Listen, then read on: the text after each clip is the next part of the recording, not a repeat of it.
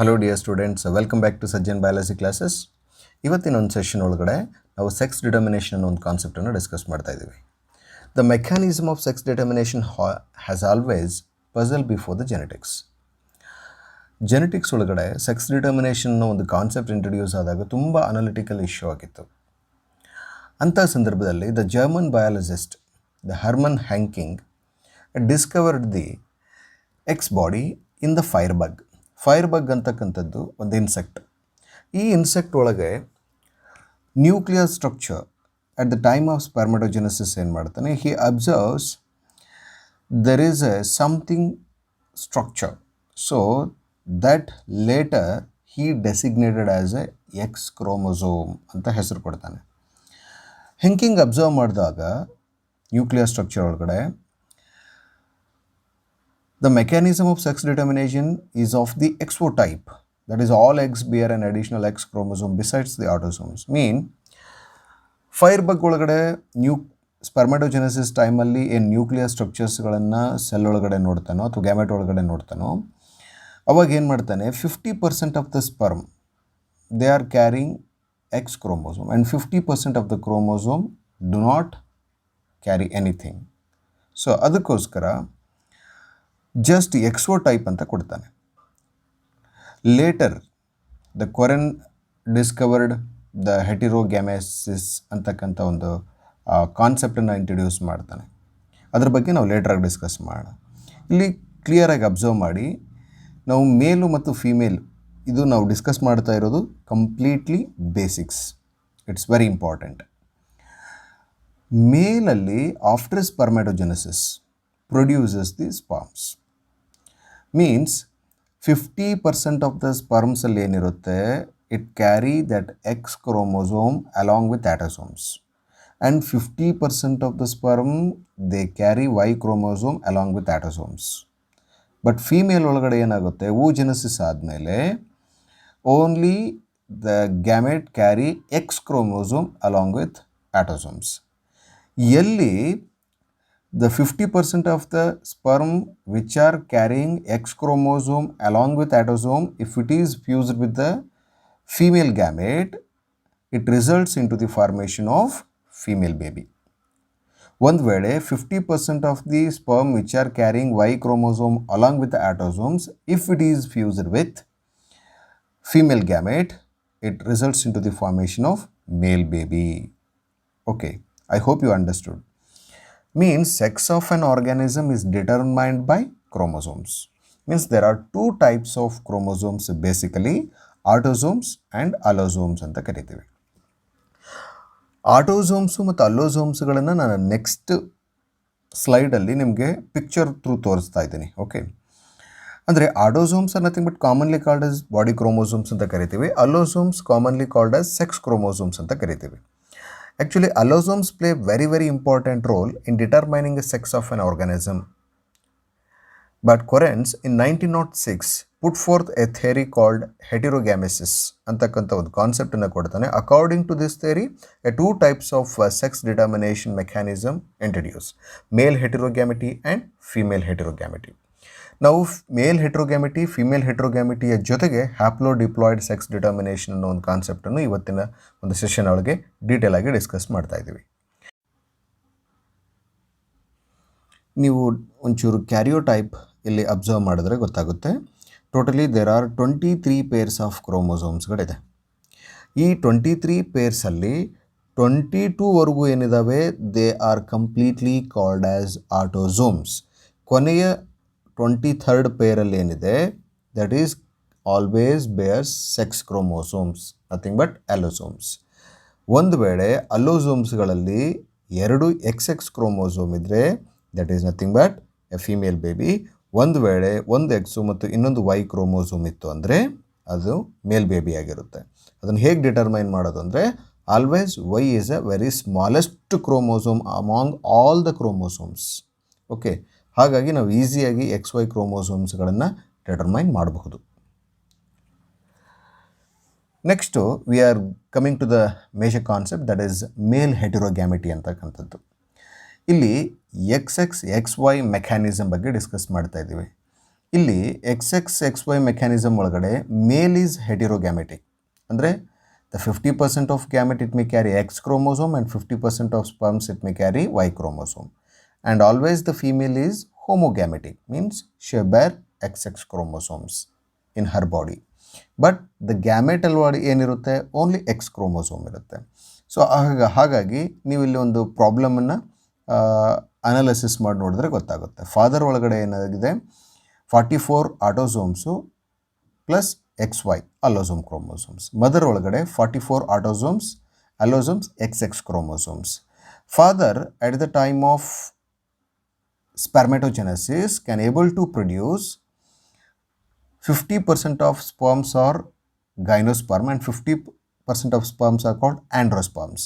Gynosperms, they carry X chromosome along with autosomes, and androsperm they carry Y chromosome along with autosomes.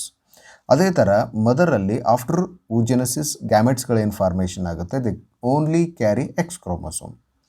Already I discussed at the time of ಬಿಗಿನಿಂಗಲ್ಲಿ ನಾನು discuss ಮಾಡಿದ್ದೀನಿ ನಾನು. Okay, ಅಂದರೆ XX ಅನ್ನೋದು ಏನಾಗಿರುತ್ತೆ female ಒಳಗಡೆ it shows homogamety. So the gamete ಒಳಗಡೆ ಇರತಕ್ಕಂಥ ಕ್ರೋಮೋಸೋಮ್ಸ್ಗಳು ಸಿಮಿಲರ್ ಇರುತ್ತೆ, ಅದಕ್ಕೆ ನಾವು ಹೋಮೋಗ್ಯಾಮೆಟಿ ಅಂತ ಕರಿತೀವಿ. ಒಂದು ವೇಳೆ ಡಿಫ್ರೆಂಟ್ ಇದ್ದರೆ ಅಂದರೆ 23rd ಪೇರಲ್ಲಿ ಡಿಫ್ರೆಂಟ್ ಇದ್ದರೆ X ಆ್ಯಂಡ್ Y ಅಂತಕ್ಕಂಥದ್ದಿದ್ದರೆ ಅದನ್ನು ನಾವು ಹೆಟಿರೋಗ್ಯಾಮೆಟಿಕ್ ಕಂಡೀಷನ್ ಅಂತ ಕರಿತೀವಿ. ಓಕೆ, ಅದೇ ಥರ XO ಟೈಪ್ ಆಫ್ ಸೆಕ್ಸ್ ಡಿಟರ್ಮಿನೇಷನ್ನೂ ನಾವು ನೋಡ್ಬೋದು. ಎಕ್ಸಾಂಪಲ್ ಗ್ರಾಸ್ಹಪರ್ ತಗೊಂಡಿದ್ದೀವಿ. ಓಕೆ, ಇಲ್ಲಿ male again is heterogametic and female is homogametic ಅಂತ ಕರಿತೀವಿ. ಅಗೇನ್ ನೀವು ಪ್ರಾಬ್ಲಮ್ ಎಕ್ಸ್ಪ್ಲೇನ್ ಮಾಡಿರೋದ್ರಲ್ಲಿ ಅಬ್ಸರ್ವ್ ಮಾಡಿಬಿರ್ಬೋದು, ಒಂದು ಸ್ಕಿಮ್ಯಾಟಿಕ್ ರೆಪ್ರೆಸೆಂಟೇಷನ್ ಅಂತಲೂ ಕರಿಬಹುದು. ಮೇಲಲ್ಲಿ ಏನಿದೆ ಆಟೋಸೋಮ್ಸ್ ಪ್ಲಸ್ XO ಅಂದರೆ 50% of the sperm they carry X chromosome and 50% of the sperm do not. So ಅದಕ್ಕೆ ನಾವು O ಅಂತ ತಗೊಂಡಿದ್ದೀವಿ, ಅಂದರೆ A+X A+O. ಅದೇ ಥರ ಫೀಮೇಲಲ್ಲಿ after gametogenesis she can able to produce eggs which bears only X chromosome. Okay, ನಮಗೆ ಒಂದು idea ಬಂದಿರುತ್ತೆ. ಈಗ ಒಂದು ವೇಳೆ 50% ಆಫ್ ಸ್ಪರ್ಮ್ ಒಳಗಡೆ X ಕ್ರೋಮೋಸೋಮು ಮತ್ತು 50% of sperm do not carry anything ಅಂದಾಗ ಅದನ್ನು ನಾವು XO ಅಂದರೆ ಮೇಲ್ ಅಂತ ಕನ್ಸಿಡರ್ ಮಾಡ್ತೀವಿ. And which are carrying XX that is nothing but a female ಅಂತ ಕನ್ಸಿಡರ್ ಮಾಡ್ತೀವಿ. I hope that by looking into these two pictures you can able to understand what is happening. ಅಂದರೆ XO mechanism ಅಂದ್ರೆ ಏನು, XY mechanism ಅಂದ್ರೆ ಏನು ಅಂತ ನಿಮಗೆ ಈಸಿಯಾಗಿ ಅರ್ಥ ಆಗುತ್ತೆ. ನೆಕ್ಸ್ಟು ZW ಸೆಕ್ಸ್ ಡಿಟರ್ಮಿನೇಷನ್ ಅಥವಾ ZW ಮೆಕ್ಯಾನಿಸಮ್ ಅಂತ ಕರಿತೀವಿ. ಸೊ ಇದನ್ನು ನಾವು ಸೆಕ್ಸ್ ಡಿಟರ್ಮಿನೇಷನ್ ಇನ್ ಬರ್ಡ್ಸ್ ಒಳಗಡೆ ನೋಡ್ಬೋದು. ಈ ಥರದ ಮೆಕ್ಯಾನಿಸಮ್ ಯಾಕೆ ನಾವಿಲ್ಲಿ ZW ತಗೊಂಡಿದ್ದೀವಿ ಅಂದರೆ to avoid confusion, that's all. ಇಲ್ಲಿನೂ ನಾವು XX XY ಅಂತ ತಗೊಳ್ಬೋದು, ಮತ್ತು it may create some confusions. But ಇಲ್ಲಿ ನೋಡಿ, ಇನ್ ದಿಸ್ ಟೈಪ್ ಏನಾಗುತ್ತೆ, female birds has 2 different sex chromosomes named as Z and W. But man ಮತ್ತು ಡ್ರೋಸೋಫಿಲದೊಳಗಡೆ ಏನಿತ್ತು, ಮೇಲಲ್ಲಿ ನಾವು ಹೆಟ್ರೋಗ್ಯಾಮೆಟಿಕ್ ಕಂಡೀಷನ್ ನೋಡ್ತಾ ಇದ್ವಿ. ಬಟ್ ಇಲ್ಲಿ ಬರ್ಡ್ಸ್ ಒಳಗಡೆ ಸಾಧಾರಣವಾಗಿ ರೆಪ್ಟೈಲ್ಸ್ ಒಳಗಡೆ ಮತ್ತು ಬರ್ಡ್ಸ್ ಒಳಗಡೆ ಸಾಧಾರಣವಾಗಿ ನಾವೇನು ನೋಡ್ತೀವಿ ಅಂದರೆ ಫೀಮೇಲ್ ಈಸ್ ಹೆಟ್ರೋಗ್ಯಾಮೆಟಿಕ್ ಕಂಡೀಷನ್ ಅಂತ ಕರಿತೀವಿ. ಆ್ಯಂಡ್ ಮೇಲ್ ಬರ್ಡ್ಸ್ ಒಳಗಡೆ ಏನಾಗಿರುತ್ತೆ, have 2 similar sex chromosomes and they are called ZZ ಅಂತ ಕರಿತೀವಿ. ಅಂದರೆ in this type of determination female is heterogametic and male is homogametic ಅಂತ ಕರಿತೀವಿ. ನಿಮ್ಗೆ again the picture clearly it explains. ಅಂದರೆ ಮೇಲ್ ಒಳಗಡೆ the sperm they carry only a Z, but in female the 50% of the eggs they carry Z and 50% of the eggs they carry W. Okay, and you can observe in such a way. Next, as same that male ಹೆಟ್ರೋಗ್ಯಾಮಿಟಿಯಲ್ಲಿ ಹೇಗೆ fertilization ಆಗ್ತಾ ಇತ್ತು ಅದೇ ಥರ ಇಲ್ಲಿ fertilization ಆದಾಗ so it results in to the formation of offsprings. ಯಾವ offspring ಒಳಗಡೆ ZZ ಅಂತಕ್ಕಂಥ ಒಂದು ಕಾಂಬಿನೇಷನ್ ಇರುತ್ತೋ ಸೊ ಅದೇನಾಗಿರುತ್ತೆ ಹಂಗಂದರೆ that is nothing but a male ಆಗಿರುತ್ತೆ. ಎಲ್ಲಿ ಜಡ್ ಮತ್ತು ಡಬ್ಲ್ಯೂ ಬಂದಿರುತ್ತೆ so that is nothing but female ಆಗಿರುತ್ತೆ. ಯಾಕಂದರೆ ನಾವು ಫೀಮೇಲ್ ಹೆಟಿರೋಗ್ಯಾಮೆಟಿ ಡಿಸ್ಕಸ್ ಮಾಡ್ತಾ ಇದ್ದೀವಿ. So such female heterogametic condition can be seen in birds. And the last and very important concept in this sex determination is that haplodiploid sex determination in honeybees. The male is haploid having only 16 chromosomes. The female is diploid having 32 chromosomes. Just look into the picture here that the female can able to produce gametes after meiosis that are haploid in gap. Andre the gametes that are in haploid condition, but the male produces the gametes through by mitosis, means it maintains the same number of chromosomes, it is 16 ಇರುತ್ತೆ. ಯಾವಾಗ female ಅಲ್ಲಿ 2 ಗ್ಯಾಮೆಟ್ಗಳು formation ಆಯಿತು so it is nothing but 16 and 16 ಇರುತ್ತೆ. Haploid set of female gamete and haploid set of male gamete fuse ಆದಾಗ fertilisation ಆಗುತ್ತೆ. It becomes A diploid, it becomes female.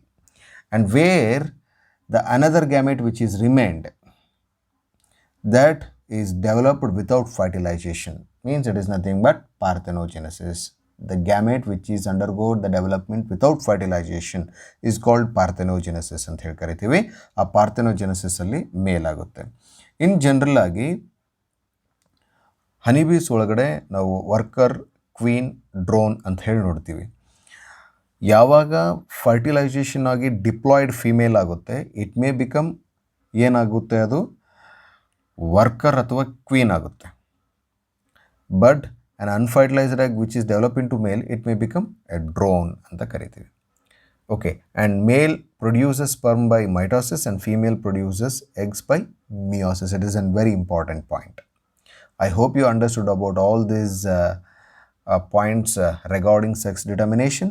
And if do you have any doubts regarding any concept, please drop your doubts and comments in the comment section. I will reply for your questions. Always you please keep remember the study for knowledge, not for marks. Take care.